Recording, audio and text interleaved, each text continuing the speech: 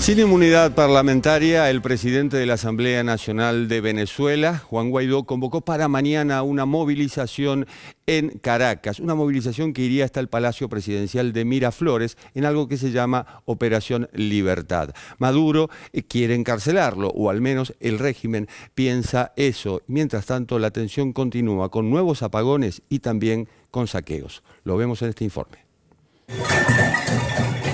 La crisis en Venezuela vuelve a su punto máximo de tensión institucional y política. La Asamblea Constituyente le quitó la inmunidad parlamentaria a Juan Guaidó y autorizó su juicio penal por usurpación de funciones.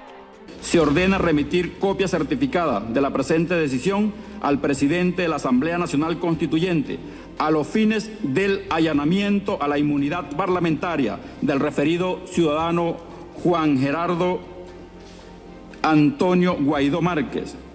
Tras el anuncio, el líder opositor, autoproclamado presidente encargado de Venezuela el pasado 23 de enero, volvió a desafiar a Nicolás Maduro. Si quieren avanzar, háganlo, pero asuman la consecuencia, dijo Guaidó. Insistió en que la constituyente carece de legitimidad para quitarle los fueros y con ello habilitar al Tribunal Supremo de Justicia para iniciar un proceso judicial en su contra. Lo que nos corresponde, a pesar de las amenazas, a pesar del espurio TCJ, de la supuesta inhabilitación, es aquí seguir junto a ustedes. Vamos a seguir en una clara ruta: cese de usurpación, gobierno de transición y elecciones libres. La administración de Donald Trump amenazó con una fuerte reacción internacional ante un posible arresto del jefe parlamentario.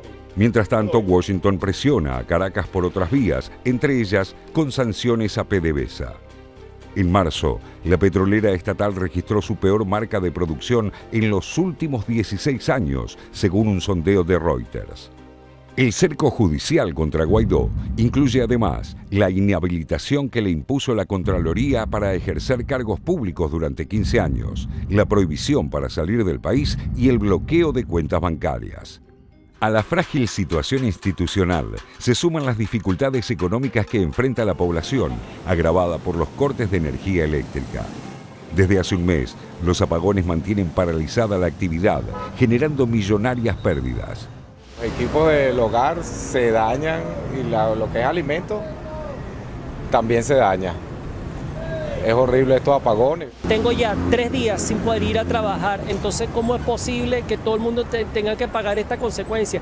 Queremos salir adelante. Debido a la emergencia, el gobierno lanzó un plan de racionalización de la energía por 30 días y cambió al ministro del sector. Maduro denunció un plan de sabotaje organizado por la oposición y orquestado desde el exterior. Asume el Ministerio de Energía Eléctrica sus funciones y asume la presidencia de la corporación Corpoelec para el plan especial administrado y para la nueva etapa que tenemos que abrir de derrota definitiva de toda la guerra eléctrica, de estabilización del sistema eléctrico del país. Guaidó rechazó las acusaciones y sostuvo que los cortes son el resultado de años de abandono y corrupción. El descontento crece en las calles. En los últimos días, se multiplicaron las protestas por la falta general de servicios, ya que los cortes de luz también provocaron fallas en el suministro de agua potable. La protesta es porque no hay agua, no hay luz, no hay comida, no hay medicina, no hay seguridad, no hay futuro. El famoso tobo, mira. El famoso tobo, mira. Y la famosa cuerda. Y la fuercita que uno tiene que hacer para sacar el agua. Tanto Maduro como Guaidó continúan reforzando sus alianzas internacionales. El diputado mantiene el apoyo de Estados Unidos, el Grupo de Lima y países europeos con algunos matices, como el caso de Alemania, que no reconoció al enviado diplomático del líder opositor, como sí lo hicieron otros países. La presencia de militares rusos en Venezuela movió el tablero mundial. La visita de los bombarderos supersónicos intercontinentales de Rusia a Venezuela se registra con muy poca frecuencia. Y aquí también destacamos la importancia política porque destaca las muy buenas relaciones entre los dos estados. Desde Moscú explicaron que esto responde a convenios firmados con Caracas. Turquía también ratificó su respaldo a Maduro durante la reciente visita del canciller venezolano Jorge Arriaza a Ankara. Y China continúa enviando ayuda humanitaria. La oposición prepara para el sábado una gran movilización. Guaidó explicó que será un simulacro de la llamada Operación Libertad, con la que pretende presionar a Maduro para que salga de Miraflores, y en este marco volvió a pedir el respaldo de las Fuerzas Armadas. Somos muchos, somos mayoría en este momento y lo sabemos. Hay miedo, bueno, puede ser, pero eso lo vamos venciendo juntos. Aquella propuesta de diálogo, impulsada por Uruguay y México, parece cada vez más lejana. Por su parte, el gobierno no encuentra los caminos para salir del pantano económico y la cotidianidad de los venezolanos empeora con el correr de los días.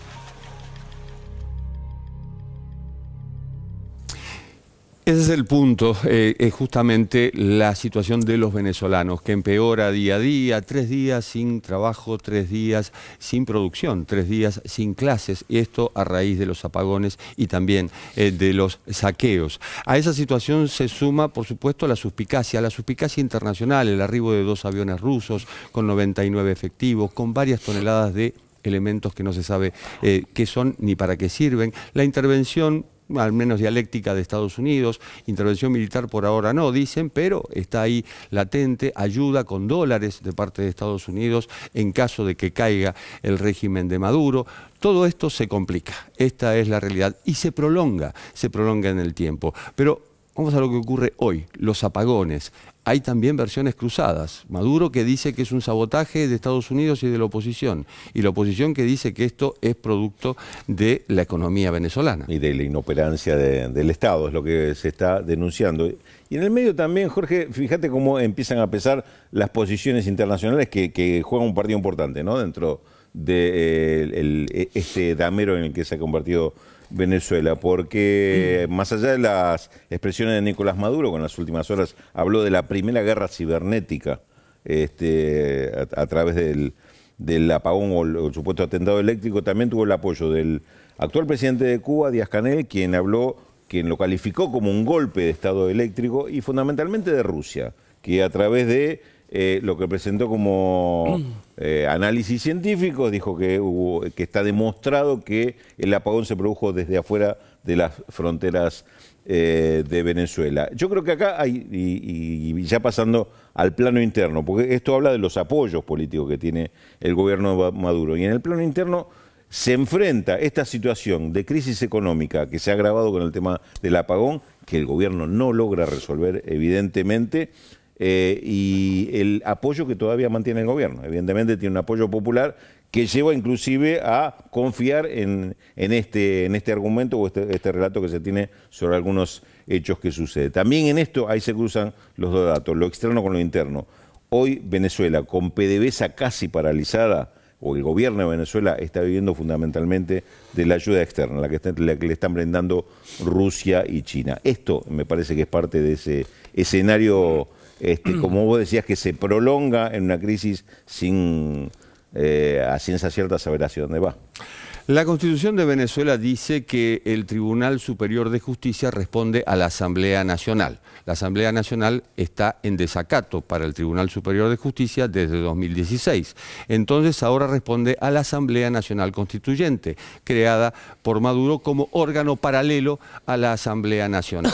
De ahí viene la orden de detención o la acusación, mejor dicho, contra Juan Guaidó, el presidente de la Asamblea Nacional y presidente encargado. La pregunta es, ¿será detenido Guaidó? Bueno, es algo que no está claro en este momento. Ya el gobierno de Maduro tiene, según su propia manera de ver las cosas, las herramientas legales como para hacerlo, porque la Asamblea Constituyente le quitó la inmunidad parlamentaria al diputado Juan Guaidó, es decir, le quitó los fueros, lo que acá en Argentina conocemos como los fueros, que lo protegían de eventuales detenciones. Es decir, ya puede, si el Tribunal Supremo considera que es necesario detenerlo en las causas en las que se lo investiga, básicamente por desacatar la orden de irse de Venezuela cuando tenía prohibido salir del país, podría detenerlo. No está tan claro que esto sea lo que el gobierno de Maduro quiere. De hecho, Guaidó ya fue detenido, una hora, ¿te acordás? Por una parte del gobierno de Maduro. Claro, una parte, a eso iba. Hay otra parte que evidentemente quiere. Por eso a eso iba, cuando en su momento Guaidó, a pesar de tener inmunidad parlamentaria, a pesar de tener fueros legales, digamos, fue detenido por servicios del sistema bolivariano, del SEBIN, del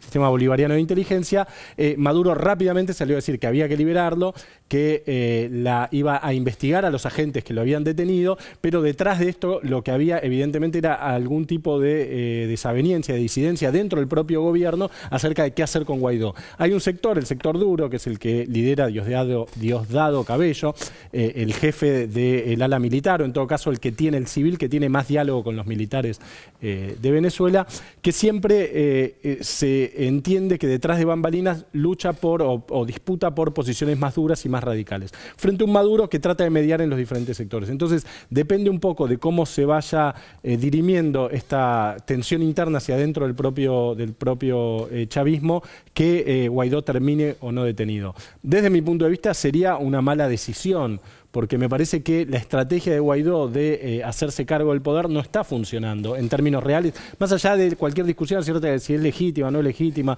quién tiene la legitimidad o no, en términos reales no es el presidente de Venezuela. El presidente de Venezuela sigue siendo Maduro, incluso con todos los problemas que Rulo mencionaba después, recién. Y parecería que esta estrategia se va deshilachando. Entonces, detenerlo en este momento no sé si no generaría una reacción popular o internacional peor que la que agravaría la situación, ¿no? Y aquí entra en juego la legitimidad, porque al fin y al cabo 50 gobiernos respaldan o reconocen a Guaidó y no reconocen a Maduro. El 10 de enero fue la fecha clave, la asunción después de elecciones consideradas fraudulentas. Este es el punto. Ahora bien, Raúl, de los laberintos se sale por arriba, decía Leopoldo Marechal. ¿De por dónde se sale? Es encontrar dónde está, qué es arriba, ¿no? Yo creo que, a ver, un poco retomando lo que estaban comentando, me parece que la fortaleza del gobierno, la fortaleza relativa, no estamos hablando del gobierno y el apoyo que recibe, es identificar que Estados Unidos es el enemigo y que Guaidó es Estados Unidos. Me parece que ahí sigue siendo el punto fuerte. Por eso me parece que internamente pareciera que estos posicionamientos, por ejemplo, 50 países que respalden o reconozcan a Guaidó, no están pesando tanto por ahora. Pero es cierto que hay una situación económica y un problema de carencias, desabastecimiento y ahora hasta desabastecimiento eléctrico, que si no se resuelven, uno no tendría dudas que esto va a ir resintiendo ese apoyo. Me parece que ahí está una de las claves que el gobierno no ha logrado resolver. Es decir, cómo sobrevivir, hablábamos fuera del aire de situaciones que ha vivido Cuba, por ejemplo, periodo especial que le llamaron. Muchos años además fue.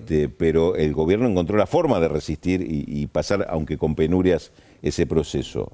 Hoy pareciera que Venezuela está frente al mismo desafío, con resultados inciertos, ¿no? El problema más que todo es la situación interna. Esta es una realidad, violaciones de derechos humanos comprobadas, bueno, la carestía, el desabastecimiento, la hiperinflación y todo lo que se te ocurra y algo más. 2.700.000 venezolanos que han salido desde 2015, sí. Lo cual también te da un dato. Bueno, el dato es que la situación es calamitosa y requiere una solución. Sí, efectivamente. Me interesaba, Jorge, la comparación que hacía Rulo recién con el periodo especial, que es el periodo de carencia, crisis y situación muy complicada que se abre en Cuba cuando cae el bloque soviético y Cuba deja de recibir la asistencia financiera y energética y los barriles de petróleo que le mandaba la Unión Soviética. En ese momento, el gobierno de Fidel Castro resistió, incluso en un momento en el que la población cubana la pasó muy mal durante muchos años, no fueron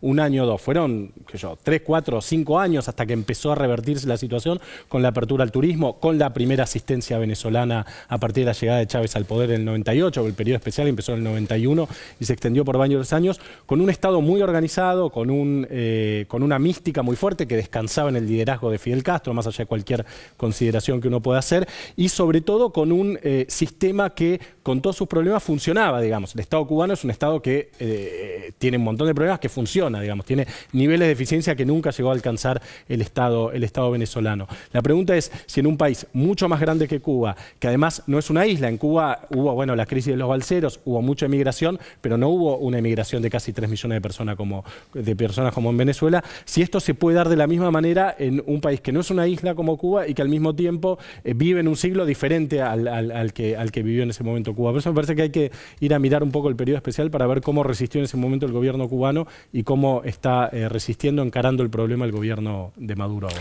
El canciller venezolano fue recibido, entre otros, por el presidente de Siria, Bashar al-Assad, esta semana, y al-Assad comparó la situación en Venezuela con la situación en Siria. Siria lleva 8 años en guerra.